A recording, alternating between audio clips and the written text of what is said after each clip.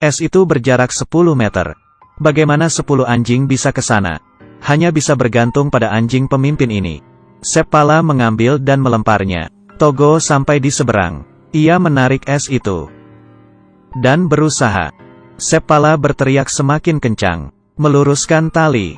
Tapi masih ada Leon dan 10 anjing lain di es. Terlalu sulit. Ini adalah kekuatan penuhnya. Berusaha maju ke depan. Semua anjing mengonggong. Seperti sedang menyemangati Togo. Es sudah mulai dekat dengan daratan. Kali ini semua anjing melompat. Togo si anjing pemimpin ini adalah kisah nyata. Tapi sebulan kemudian, anjing ini sembuh dan penuh energi. Dan agak sedikit nakal. Tidak mendengar perintah Seppala. Ia tidak mau diam di kandang. Suka membuat lubang. Anjing lain harus diajari. Seppala sangat marah. Jika kamu tertangkap, habislah kamu. Keesokan harinya ia membawa batu ke kandang. Aku tahu caramu kabur. Kemudian ia sudah tidak bisa kabur. Tapi jika ini tidak berhasil masih ada cara lainnya. Setelah 7 kali percobaan ia berhasil kabur lagi.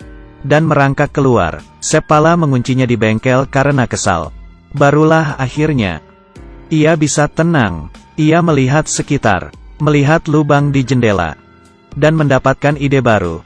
Berencana kabur dari bengkel. Melalui jendela. Ia memanjat dan melompat dengan lincah. Berhasil kabur lagi. Seringkali tidak patuh. Membuat Seppala murka. Dia pun memberikan anjing itu ke orang lain. Tapi pemilik barunya menyuruhnya diam. Siapa tahu anjing itu bisa kabur. Kemudian ia bertambah berat sekian kilogram. Tidak ada yang tahu sekuat apa dirinya. Lari ke gunung dan hutan. Mendengar suara yang familiar. Ia melihat. Ternyata si anjing. Seppala akhirnya mengalah. Ia membawa si anjing. Tapi anjing ini menolak. Dan malah melompat ke depan. Untuk jadi anjing pemimpin. Kamu bercanda. Seppala membawanya ke barisan belakang. Di sebelah anjing terbesar. Tapi anjing itu memainkan perannya. Seppala terkejut. Anjing ini mampu berlari sangat jauh. Sangat salah jika ditaruh di belakang. Seharusnya ia berada di depan. Kemudian ia dipindah ke depan. Ketika mereka pulang, istri Seppala melihat si anjing berada di barisan depan. Menjadi pemimpin. Si anjing yang dulu sakit, yang tidak disukai Seppala, akhirnya membuktikan kekuatannya. Seppala memberitahu istrinya dengan gembira. Dia bukanlah anjing seluncur tapi anjing pemimpin. Ia menatap. Ia pun menamai anjing itu Togo. Semenjak itu Togo selalu berada di depan. Mengikuti kompetisi. Tapi cobaan terberat adalah ketika Togo berusia 12 tahun. Itu adalah umur yang termasuk tua untuk anjing. Penyakit difteri mewabah kota Seppala tahun ini. Anak-anak banyak yang terinfeksi. Obatnya berada di kota berjarak 400 mil dari kota Seppala. Musim dingin akan datang. Dan akan ada badai salju. Pesawat tidak bisa melintas. Kali ini sangat berbahaya. Mereka harus mengambil obat menggunakan seluncur yang ditarik anjing. Melewati 400 mil. Tugas ini sangatlah sulit. Karena mengancam nyawa. Istrinya melarang Seppala untuk membawa Togo. Dia sudah terlalu tua. Tapi Seppala berkata, jika aku tidak membawa Togo, aku bisa saja tidak kembali. Sebelum pagi hari, Seppala akan berangkat. Istrinya mengantarnya pergi. Ia menghampiri Togo. Berkata sambil melihatnya. Kamu harus membawanya kembali, oke? Dan kamu juga harus kembali kepadaku. Semua orang di kota mengantar mereka. Tampak khawatir. Menunggu. Berharap. Ini adalah perjalanan si pahlawan. Meninggalkan kota menerjang badai salju. Badai salju berada di depan. Awan salju dan angin dingin. Togo tidak menunggu dan tidak ragu. Kemudian menerjang badai itu pertama kali. Pertama mereka harus melewati gunung dengan kemiringan 60 derajat. Diterpa angin. Tapi mereka sampai ke puncak. Kemudian ada lembah yang curam. Berlari menuju ke bawah. Mengarah ke tujuan mereka. Angin salju mengenai mata Seppala. Tidak bisa melihat jurang di depannya. Tapi tidak sia-sia membawa Togo. Ia dapat mengendalikan keadaan. Membetulkan seluncur dengan kapak. Tapi terlambat. Ia langsung terjatuh.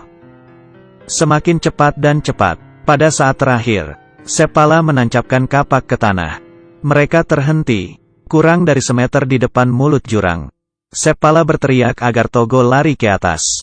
Togo dengan hati-hati mundur. Kakinya licin tapi ia mendapat perintah. Membalikkan badan dan pergi ke atas. Anjing sisanya menunggu. Togo akan memanjat naik, dan ia harus memanjat dengan anjing lainnya. Timnya mulai mendaki perlahan. Tapi mereka tidak berhenti. Akhirnya bekerja. Membuat Seppala senang. Tapi melihat kaki Togo yang terluka, ia khawatir. Tidak ada waktu yang tersisa bagi mereka.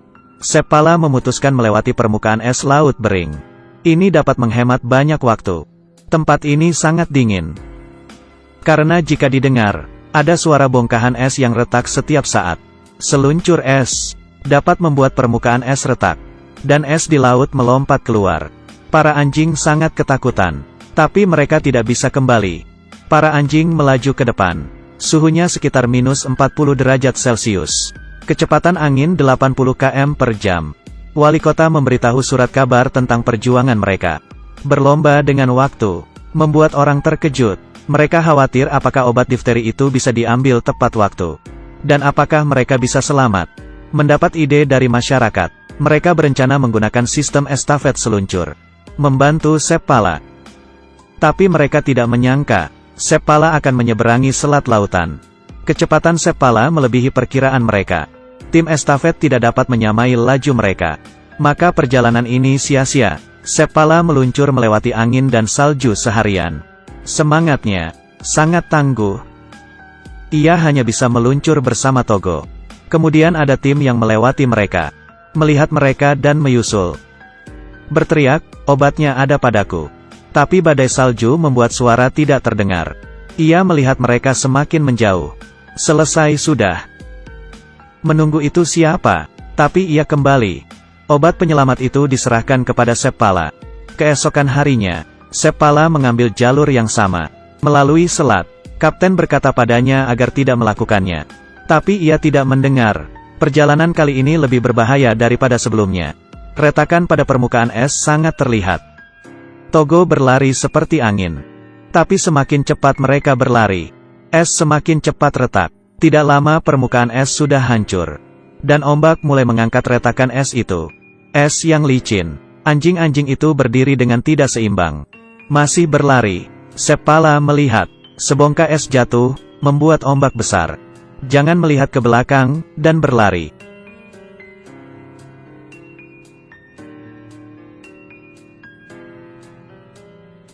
Terus berlari.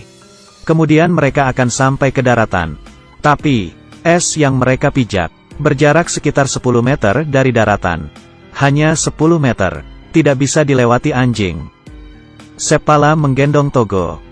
Dan tidak peduli apa yang terjadi. Maafkan aku. Melempar Togo. Togo sampai ke daratan. Kemudian harus menarik bongkahan es. Dan di es itu ada Seppala dan 10 anjing. Membuat beban pada tubuhnya. Sangat kasihan. Tapi ia tidak berhenti. Majikan dan saudaranya berharap padanya. Bongkahan es itu semakin mendekat. Mereka melompat. Togo sangat hebat. Ketika mereka sampai di pos selanjutnya, seorang wanita sedang mengelus Togo. Menangis. Ia berkata Togo sekarat. Hari ini Togo harus beristirahat. Kemudian meletakkan Togo di kursi. Togo tidak mau. Dan kembali untuk menarik kereta seluncur. Berdiri di depan timnya. Togo tidak mau berhenti. Ia berada di tempat yang seharusnya. Masih ada 20 mil lagi. Seppala kelelahan. Salju membuatnya tidak bisa melihat. Ia berkata ke Togo, aku hanya bisa bergantung kepadamu. Angin semakin berhembus kencang. Salju juga semakin lebat. Tidak tahu sudah berapa lama. Seppala yang kelelahan. Semua anjing sudah tumbang. Dia berbaring di depan Togo. Menangis karena sedih. Kita harus terus maju. Jika kita berhenti, semua berakhir. Tapi Togo sangat lelah hingga ia tidak bisa bangun. Sudah selesai. Tapi tiba-tiba, ada cahaya di belakang Seppala. Ternyata Togo berhasil. Tim estafet tiba. Obatnya diberikan kepada tim estafet. Kemudian dibawa oleh Balto dan Gunner. Dibawa ke kota kecil. Reporter itu menuliskan berita bahwa mereka yang menyelamatkan kota itu. Membuat Balto terkenal. Balto dikenal di Amerika, sampai ada patung Balto di Central Park, New York. Dan pahlawan sesungguhnya sedang sekarat. Melihat Togo, Seppala merasa bersalah. Ia keluar dan menangis. Akulah yang membuat Togo seperti ini. Aku tidak bisa memaafkan diri sendiri. Seppala akan keluar untuk beberapa hari. Ia tidak bisa membiarkan Togo bekerja lagi. Seperti saat kecil, Togo selalu bisa mencari Seppala dan keluar rumah, lari dengan cepat menghampiri Seppala. Walau kakinya terluka, tapi ia tidak bisa berlari selamanya. Seppala mendengar suara yang akrab. Ia berbalik, seperti melihat Togo 12 tahun lalu. Kaki dan ekornya tidak bisa diam. Sama seperti sekarang, penuh makna. Togo adalah segalanya, bukan untuk seluncur salju, tapi untuk Seppala. Togo mati 2 tahun kemudian. Seppala juga sudah tua, tapi tiba-tiba, dia selalu bisa melihat Togo. Ini adalah cerita nyata. Difteri mewabah di Alaska pada tahun 1925. 20 tim berpartisipasi untuk estafet obat. 19 tim melewati 50 km. Tapi ada tim yang lari sejauh 425 km. Ia adalah tim Togo. Ceritanya sudah terkenang selama 86 tahun. Seperti pada tahun 2011. Togo lemah dan sakit-sakitan, tapi melepas kekangan takdir dengan usahanya sendiri. Membuat keajaiban. Ia ditolak oleh pemiliknya, tapi terus berlari kembali, tanpa henti. Seperti kata orang, anjing yang baik, mereka mungkin tidak bisa terus bersamamu, tapi mereka akan menghabiskan hidupnya bersamamu.